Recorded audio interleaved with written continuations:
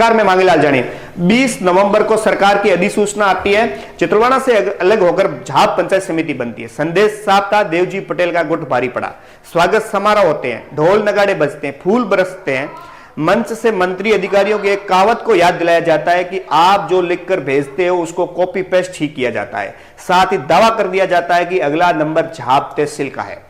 कहावत है नहीं साहब, मंत्री अधिकारी के ताकि साहब आप तो जो लिख के भेजते हो उसको कॉपी पेस्ट किया जाता है। हकीकत में देखवा जाओ तो वही हो सकता। बेटे विराजमान टूंक समय रे मोय जरे भी समय उचित समय आवशे उगा समय रे मोय झाप तहसील बनशे ने सरवाणा भी तहसील बनशे आवी 100% गारंटी है। यानी ये सिर्फ प्रशासनिक फैसला नहीं था, ये राजनीतिक शक्ति प्रदर्शन था। लेकिन राजनीति में जश्न वही मनाता है जिसके हाथ में आखिरी कलम होती है।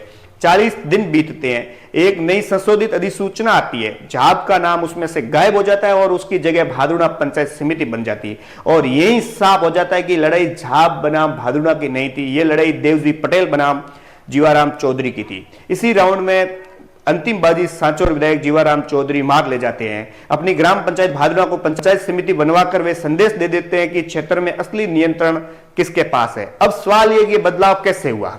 20 नवंबर को अगर पंचायत समिति के आदेशों में कोई तकनीकी गड़बड़ी से भादुड़ा की जगह झाप को पंचायत समिति बना दी गई हो, अगर ऐसा होता तो भाजपा के ही नेता मुख्यमंत्री पर सवाल क्यों उठाते। जिला उपाध्यक्ष महेंद्र सिंह झाप का एक ट्वीट बताता है कि पार्टी के भीतर कितनी गहरी नाराजगी है। मुख्यमंत्री से पूछा गया कि क्या भाजपा के कार्यकर्ताओं को आहत करने वाला फैसला उसी बागी विधायक के लिए तोहफा है जिसने 4 बार भाजपा का झंडा जलाया था।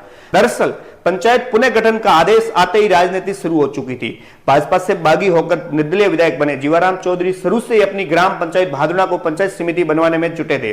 वहीं देवजी पटेल ने झाप को चुना क्योंकि झाप से भाजपा के प्रभावशाली चेहरे जुड़े थे। जिला उपाध्यक्ष महेंद्र सिंह के निवासी है जो देवजी एम पटेल के खास माने जाते हैं। पूर्व जिला अध्यक्ष शरण सिंह राव भी झाप के पड़ोसी गांव बोरली के होने के कारण उनका भी वहां प्रभाव था। ऐसे में ये सब गुट झाप को पंचायत समिति बनाने में जुट गए थे। अब को हटा करके भादुड़ा को पंचायत समिति बनाते ही सांचौर की राजनीति में अब एक नया संदेश चला गया। यह संदेश है कि सांचौर का पावर सेंटर आज भी जीवाराम चौधरी है। ये वही जीवाराम चौधरी हैं जिन्होंने भाजपा के साथ 4 बार बगावत की और हर बार भाजपा ने यह सोचा कि अब की बार जीवाराम की राजनीति खत्म हो जाएगी, लेकिन हर बार नतीजा उल्टा निकला।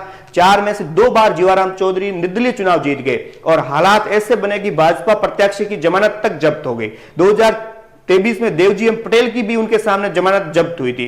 इसलिए भाजपा यह भी उतनी ही सख्ती से जानती है कि सांचौर में जीवाराम जैसा जमीनी पकड़ वाला दूसरा चेहरा आज तक खड़ा नहीं हो पाया है। यही वजह है कि हर बार बगावत के बाद भी भाजपा में दरवाजा पूरी तरीके से जीवाराम चौधरी का बंद नहीं किया गया। झाप की जगह भादुड़ा को पंचायत समिति बनाना भी इसी राजनीतिक गणित का ताजा अध्याय है। यह फैसला बताता है कि सत्ता को आज भी उसी नेता की जरूरत है जो चुनाव जिता सकता है, भले ही वह पार्टी लाइन से बार बार बाहर क्यों नहीं जाता हो। यही कारण है कि संगठनात्मक नाराजगी के बावजूद सरकार का पलड़ा जीवाराम चौधरी की तरफ आज भी झुका हुआ दिखाई देता है।